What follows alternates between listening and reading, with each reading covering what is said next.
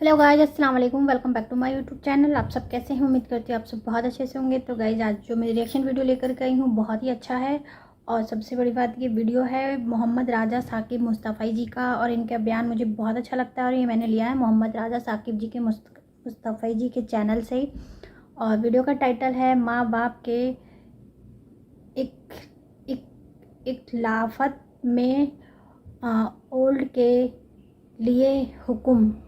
और ये बयान ऐसा क्या होने वाला है, तो आइए चलिए बयान को सुनते हैं। माँ बाप के ख़िलाफ़ जो भी होता है, फिर भी माँ बाप उसको दुआ ही देते हैं, लेकिन इस बयान में ऐसा क्या बताने वाले हैं, बयान सुनते हैं। उसके बाद बाकी बातें बाद में करते हैं। अगर आपने मेरे चैनल को अभी तक सब्सक्राइब नहीं किया है तो प्लीज़ ऐसे चैनल को सब्सक्राइब कर लीजिए और बेल आइकन को प्रेस करना मत भूलिए, ताकि मेरी न्यू वीडियो की नोटिफिकेशन आप तक पहुँच पाए। प्लीज़ बेल आइकन को ऑल पे प्रेस कीजिए। वालदैन के रवैयों में औलाद के लिए जो नरमी होती है, उस नरमी की वजह से अमूमी तौर पे जो लाड होता है, प्यार होता है, वो फिर इंसान की तबीयत का हिस्सा बन जाता है। और औलाद जब बड़ी भी हो जाती है तो वो वालदैन को उसी तरह से ट्रीट करती है, जबकि उसको ये समझना चाहिए कि अल्लाह रसूल के बाद अगर सबसे फाइक हक किसी के हैं तो वो वालदैन के, माँ बाप के, पेरेंट्स के और होते हैं। इनकी नाराज़गी अल्लाह की नाराज़गी है और इनकी रज़ा अल्लाह की रज़ा है। इनको खुश कर देना अल्लाह को राज़ी कर देने के मुतरादिफ है, और इनको नाराज़ करना अल्लाह को नाराज़ करने के मुतरादिफ है। और ये बात जहन में रखिएगा कि अगर वालदैन राज़ी नहीं है तो रब भी राज़ी नहीं है। अल्लाह की रज़ा नसीब ही नहीं हो सकती। आपके अमल, आपकी मेहनतें, आपके सजदे और आपकी इबादतें, रियासतें, चिल्ला कशियाँ, ये कुछ काम नहीं आती अगर वालदैन राज़ी ना हो। तो वालदैन को राज़ी रखने की हमारे दीन ने हमें तलकीन फरमाई की। और ये भी आपको मैं बताऊं कि कुछ आमाल ऐसे हैं कि जिनकी जज़ा और सज़ा आखिरत में देखना होगी, लेकिन कुछ आमाल ऐसे हैं जिनकी जज़ा और सज़ा दुनिया में भी बंदा देख के जाता है। उनमें से एक अमल वालदैन की फर्मा बरदारी है। जो वालदैन का फर्मा बरदार हो, आप उसकी पगड़ी का कल्स कभी नीचा होते नहीं देखेंगे। और वो गुनाह जिसकी सज़ा आखिरत में तो है ही है, दुनिया में भी ज़रूर मिलती है, वो वालदैन की नाफरमानी है। उस शख्स पे निशान लगा लें जो माँ बाप का बेअदब और गुस्ताख हो, आप उसको दुनिया पे भी रुसवा होता पाएंगे। दुनिया पर भी वो सरखुरू नहीं हो सकेगा। दुनिया के ऊपर जितने लोग भी सरखुरू हुए हैं, कामयाब हुए हैं, चाहे वो मुसलमान हैं चाहे वो काफिर हैं, आप अगर उनकी तारीख़ पढ़ें तो आपको नज़र आएगा कि उनके पीछे उनके वालदैन की दुआएं हैं। अगर वालदैन की दुआएं नसीब हैं तो इंसान सरखुरू होता है, और अगर वालदैन की दुआएं हासिल नहीं हो पाती तो मेहनतें भी इंसान की अकादत चली जाती हैं। तो ये वो नेकी है, ये वो अमल है कि जिसका सिला दुनिया में भी और आखिरत में भी मिलता है। और ये बदअमली वालदैन की नाफरमानी ऐसा जुर्म है कि जिसकी सज़ा दुनिया में तो है ही है, आखिरत में भी, और दुनिया में दोनों में उसको जो है वो हासिल करना पड़ती है। वालदैन नेकोकार हों, साले हों, पाकीज़ा अमल हों, तो उनकी तो इज़्ज़त औलाद करेगी ही करेगी। वालदैन बुरे ही क्यों ना हों, या वालिदैन बहुत गुनाहगार हैं, शराबी हैं और बदकार हैं और आमाल बद हैं, तो उनकी तौहीन नहीं की जाएगी, और इस बद आमाली की वजह से उनके लिए दुआए खैर की जाएगी।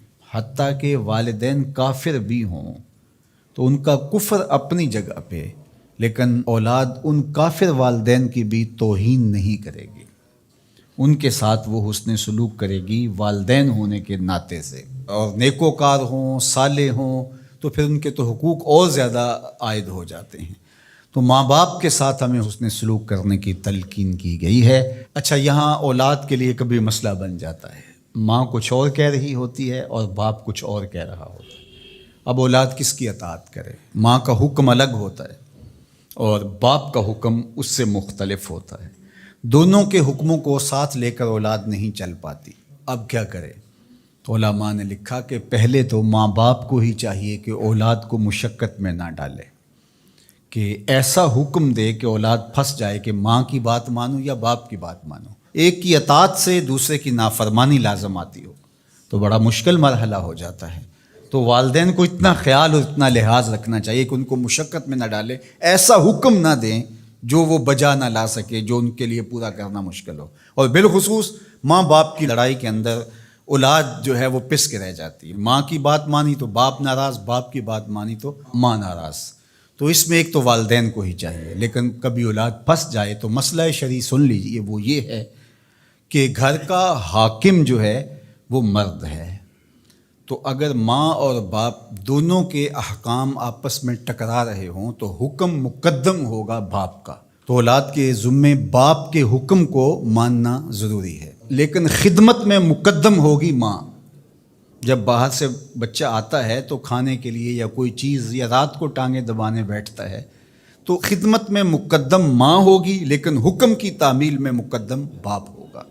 تو شریعت اسلامیہ نے ہمیں یہ حکم دیا، چونکہ خدمت میں یہ جو حدیث میں نے آپ کے سامنے رکھی ہے، تو صحابہ نے حضور سے جب پوچھا کہ ہمارے حسن سلوک کا سب سے زیادہ مستحق کون ہے، تو فرمایا اماں کا، تیری ماں۔ پھر کہا سما من، پھر کون؟ تو پھر فرمایا اماں کا، تیری ماں۔ پھر تیسری مرتبہ پوچھا تو فرمایا تیری ماں، اور چوتھی مرتبہ فرمایا ابا کا، تیرا باپ۔ تو اس اعتبار سے خدمت میں ماں مقدم ہے، لیکن تعمیل حکم میں باپ مقدم ہے۔ تو باپ اور ماں یہ اللہ کی رحمتوں کے دو روپ ہیں۔ اللہ نے باپ کے سینے کے اندر بھی ایک اولاد کے لیے محبت کا جہاں آباد کیا ہے، اور ماں کی ممتا اور ماں کا پیار اور ماں کی الفت، یہ تو ایک کائنات ہی الگ ہے۔ تو گائز واقعی میں بیان بہت اچھا تھا۔ صحیح بات ہے کہ ماں باپ کی خدمت کرنا ہی بچوں کے آخری، جو بچے خدمت کرتے ہیں اپنے پیرنٹس کی، وہ اس کے لیے اچھا ہوتا ہے۔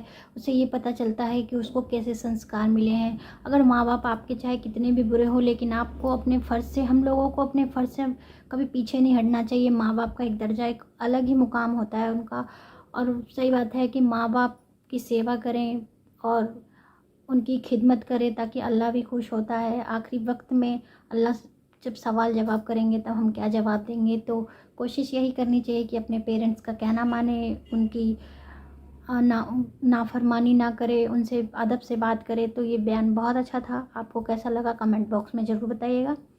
اگر ویڈیو پسند آئے تو پلیز چینل کو سبسکرائب کر لیجیے گا، کمنٹ کیجیے، لائک کیجیے، شیئر کیجیے۔ ملتے ہیں اگلی ویڈیو میں، تب تک کے لیے اللہ حافظ۔